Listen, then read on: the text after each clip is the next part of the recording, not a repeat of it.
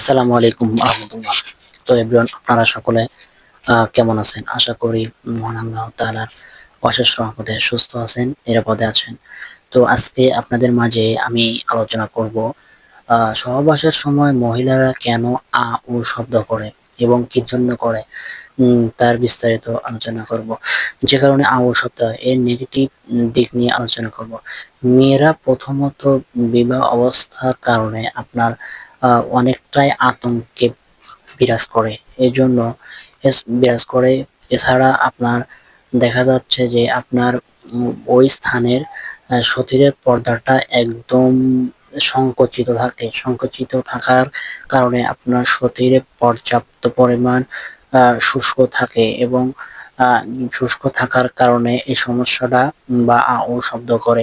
এছাড়া দেখা যাচ্ছে যে বাংলাদেশে প্রায় ৮০% মেয়েদের সাদা স্রাবের সমস্যা থেকে থাকে।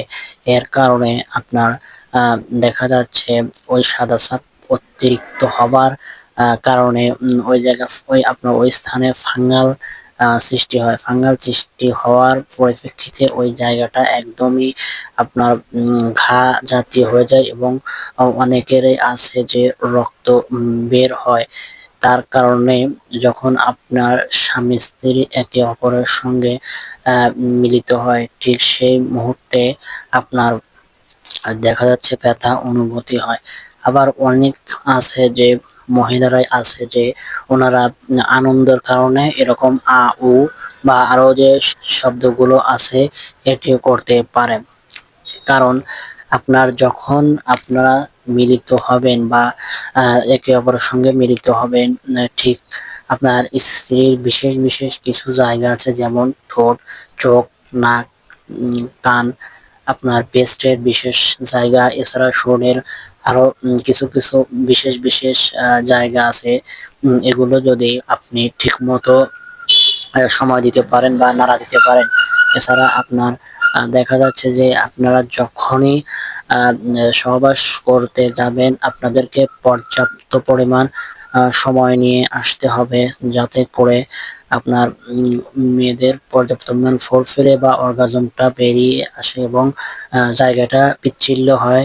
ঠিক সেই সময় দেখা যাচ্ছে যে আপনার ওনার আর কোনো সমস্যা হবে না। এবং বর্তমানে বাংলাদেশের অনেক আছে যে কিছু অনিয়ন্ত্রিত জীবন ব্যবস্থা, উভয়ই জীবন ব্যবস্থা হওয়ার কারণে আপনার দিন দিন বিভিন্ন ধরনের রোগে আক্রান্ত হচ্ছে।